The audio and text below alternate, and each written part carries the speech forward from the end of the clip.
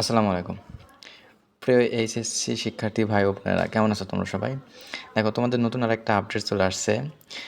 গত ভিডিওতে আমি বলেছিলাম যে তোমাদের প্রশ্নপত্র পড়ে গেছে। কিন্তু আজকে জাগো নিউজ থেকে একটা নিউজ দেখলাম। ৭ই আগস্ট এটা রাত্রে হয়েছে নিউজটা। তোমরা অবশ্যই প্রশ্নের থাম্বনেলটা দেখেই বুঝতে পারছো, ভিডিওটা থাম্বনেল দেখেই, যে থানায় রাখা প্রশ্ন ও উত্তরপত্র দুটাই পড়েছে। হ্যাঁ, যা শুনছো এটাই ঠিক, আসলেই ঠিক। কারণ তোমরা জানো যে এই সংকটময় অবস্থায় অনেক দেখা যায় শত থানায় আক্রমণ করেছে, অনেক থানা পুড়িয়ে দেওয়া হয়েছে। সো থানার যে মানে কাগজপত্রগুলো ছিল, সেই কাগজপত্রগুলো অনেক পুড়ে গেছে। সেই সাথে তোমরা জানো যে অনেক আগে ঢাকা শিক্ষা বোর্ড থেকে একটা কথা বলা হয়েছিল যে এই অবস্থায় তোমরা, মানে প্রত্যেকটা প্রতিষ্ঠানকে বলা হয়েছিল এই অবস্থায় তোমরা বোর্ডে মানে প্রশ্নের উত্তরগুলো পাঠিও না, বা প্রশ্নোত্তরগুলো পাঠিও না, থানায় এটা সংরক্ষিত করে রাখতে বলছিল। আর এই অবস্থায় থানাগুলো যেহেতু পুড়ে দেওয়া হয়েছে, তার সাথে এই প্রশ্নপত্রগুলো পুড়ে গেছে।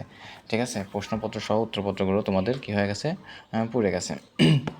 তাহলে দেখো, এখন যে কয়টা থানার প্রশ্ন বা উত্তরপত্র পুড়ে যাক, তাহলে তো একটা সময় তোমরা চিন্তা করছিলা যে কয়টা প্রশ্ন মানে আমাদের পরীক্ষা হয়েছিল সেই কয়টা পরীক্ষার উপর মানে আমাদের মূল্যায়ন করা হোক, আর যে কটা হয়নি সেগুলো নাম্বার ম্যাপিং করে দেওয়া হোক। কিন্তু এখন তো তাও হলো না।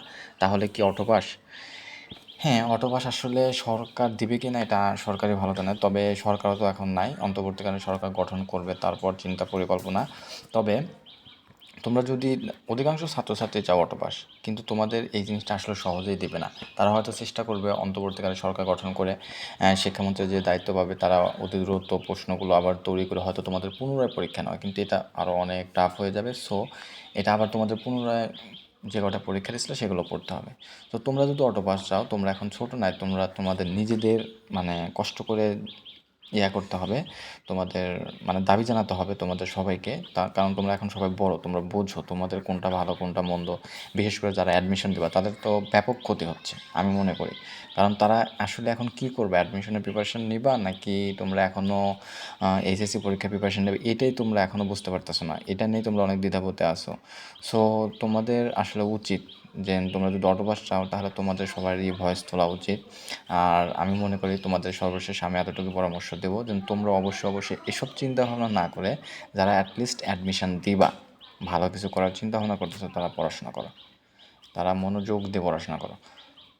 তোমরা পড়াশোনা করো, পরীক্ষা না হলেও তোমরা পড়াশোনা করো, কারণ তোমাদের অ্যাডমিশন দিতে হবে। অ্যাডমিশনে পড়াশোনা অন্তত তোমরা করো, আমি মনে করি। আর আমি তোমাদের আরেকটা নিউজ দিতে চাই। দেখো, এই নিউজটা তোমরা রাত্রে হয়েছে, আবার সকাল 2 ঘন্টা আগে সকালেও এই নিউজটা আবার প্রচার করেছে জাগো নিউজের ফেসবুক পেজ থেকে, আমি এটা দেখছি। তোমরা চাইলে এটার লিঙ্ক কমেন্টে আছে, দেখো তোমরা এখানে যেয়ে তোমরা এটাতে ক্লিক করে ঢুকতে পারো, ঢুকে বিস্তারিত পড়তে পারো। ঠিক আছে, আমার ইন্টারনেটটা খুবই স্লো দেখে আমি ঢুকলাম না, তোমরা একটু এটা দেখে নিও। এখন কথা হলো, আমি একটাই কথা তোমাদের বলবো যে তোমরা পড়াশোনা করো, যারা অ্যাডমিশন দিবা। আর যারা তোমরা এইচএসসি 24 ব্যাচ যারা আছো, যারা বি ইউনিট থেকে পরীক্ষা দিবা, তোমাদের যে কোনো প্রয়োজনে, অ্যাডমিশনের যে কোনো প্রয়োজনে তোমরা আমার কাছে হেল্প চাইতে পারো। আমি তোমাদের নির্দেশনামূলক ভিডিও এই চ্যানেলে আপলোড করব। তোমরা অবশ্যই আমার চ্যানেলটা সাবস্ক্রাইব করে পাশে থাকবা। ভালো থাকো, সুস্থ থাকো, পরবর্তী আপডেট নিয়ে দেখা হবে।